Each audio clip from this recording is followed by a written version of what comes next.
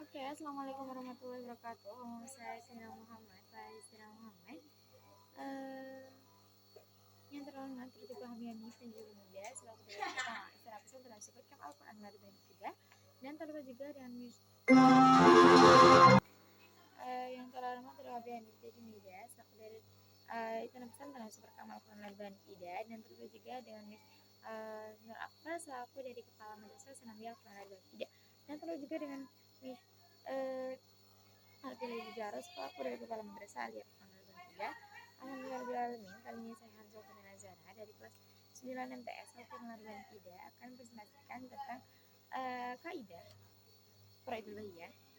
Ya, jadi ini kaidah yang pertama atau kaidah umum tentang kuliah. Yang pertama adalah al-ijtimahadu la yuqadu bil ijtihadi. Ijtihad itu tidak diubah dengan ijtihad. Yang pertama terdapat arti ijtihad. Ijtihad adalah mencerahkan atau merekas kekuatan pikiran untuk mencapai suatu maksud. Jika ijtihad itu cocok dengan apa yang dikehendaki oleh Allah, maka ijtihad itu disebut dengan ijtihad shawab. Dan jika tidak dikehendaki oleh Allah, maka disebut dengan ijtihad khata'. Pada kaidah ini, ijtihad tidak dapat diubah dengan ijtihad yang lain, baik mengenai soal ibadah maupun tentang soal yang lain. Misalnya, seorang pada waktu akan salat zuhur telah melakukan ijtihad tentang kiblat. Kemudian ketika hendak sholat asar ia ijtihad lagi dan ternyata ijtihad yang kedua ini berbeda dengan ijtihad yang pertama. Maka ijtihad yang kedua tidak dapat membatalkan ijtihad yang pertama sehingga zuhurnya juga sah. Nah, yang kedua itu masalah yang dikecualikan. Banyak masalah yang dikeluarkan dalam kaidah ini. Menurut Syekh Abu Bakar Adal atau penyusun tentang Faraidul Bahiyah, pengecualian ini tidak mempunyai patokan yang pasti. Masalah-masalah itu antara lain, yang pertama itu terdapat perubahan yang dilakukan oleh imam atau kepala negara terhadap tanah-tanah yang telah ditetapkan oleh imam terdahulu sebagai tanah istimewa khusus seperti tanah lapang, pasar, taman rekreasi dan juga sebagainya. Yang kedua terdapat masalah fislatul ijbar.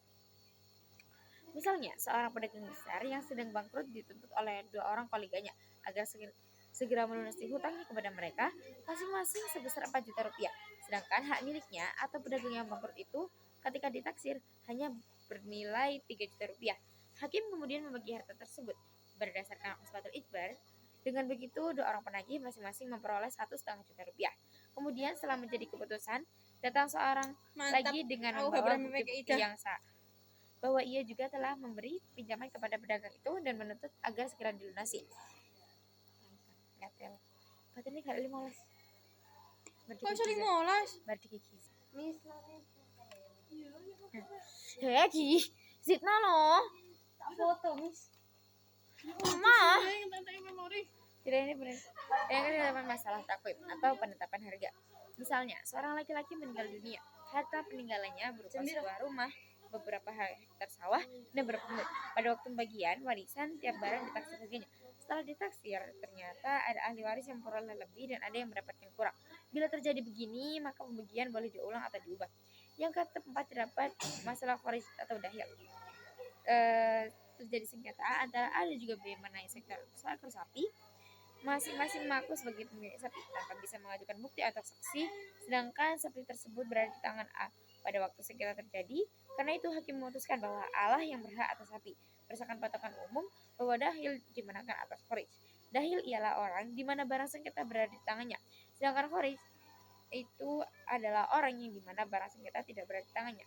Setelah keputusan jatuh, B sebagai kharij atau pihak yang dikalahkan dapat mengajukan saksi-saksi yang mengetahui bahwa sapi itu adalah benar-benar miliknya berdasarkan wal hukmu lil khariji bisyuhudi. Nah, ini terdapat keputusan hakim yang batal. Menurut Imam Subaki, keputusan hakim yang terang-terangan batal harus diubah. Itu meliputi keputusan yang menyimpang dari nas yang sharih, keputusan yang menyimpang daripada ijma, dan juga keputusan yang menyimpang dari nas jali, dan juga keputusan yang menyimpang dari kaidah kuliah, lalu keputusan yang tanpa dalil. Saya kira jadi pendapat itu. Assalamualaikum warahmatullahi wabarakatuh.